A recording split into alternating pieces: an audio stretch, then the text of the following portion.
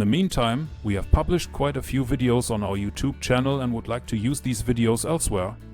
Of course, this is relatively easy to do. Different websites and services on the web talk to each other via various interfaces. YouTube, for example, offers the possibility to embed the video content on a website. This method is very popular, as it also requires little effort. We use this on our WordPress site as well, and this has directly another advantage. Very many websites are run under WordPress today because you can realize different things pretty well with it. And a very helpful thing that a WordPress site offers us is a so-called RSS feed. Under a RSS feed, many people may not imagine anything, but it is a kind of formatted representation of content that can be distributed elsewhere. And this is exactly what we have used in recent years to attract even more customers on the internet. Because one of the many services that most people don't know about is Google FeedBurner. Google offers a solution for many things, and FeedBurner is a way to make the content of an RSS feed available online. And this has several advantages. The first advantage is that Google FeedBurner is used by many people to subscribe to content. You can use an appropriate program to import the content from the RSS feed. The second advantage is that with Google FeedBurner you can redistribute the content to interesting other platforms. For example,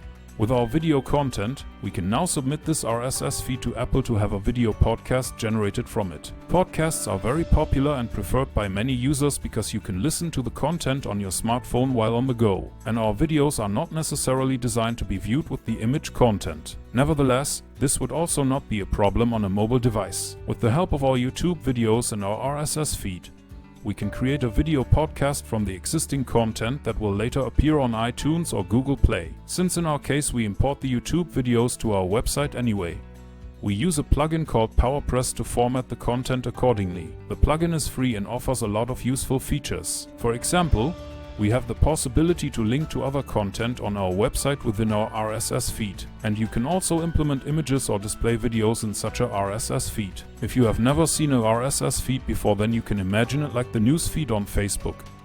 Only that the content is not provided by different users but exclusively by our own and uncensored RSS feed. If needed, you can even combine several RSS feeds. One of the biggest advantages of RSS feeds is the fact that they are updated automatically. This means that as soon as we create a new post on our website, the RSS feed is automatically updated and Google FeedBurner is informed. So we only need to make the effort once to set up such a RSS feed, and as soon as the settings are made accordingly, it is always updated automatically and runs by itself. As soon as you have published 5 or 6 videos on YouTube, you can import them on your website and create a corresponding RSS feed completely free of charge. For our feed we have published this today, and we will now in the next step submit our RSS feed to portals like Stitcher so that our content is distributed even further on the internet. By the way, the distribution can be further automated with service providers like Zapier. We use this solution, for example, to display the content from our RSS feed on LinkedIn. Zapier is an online service provider that provides hundreds of actions for various programs,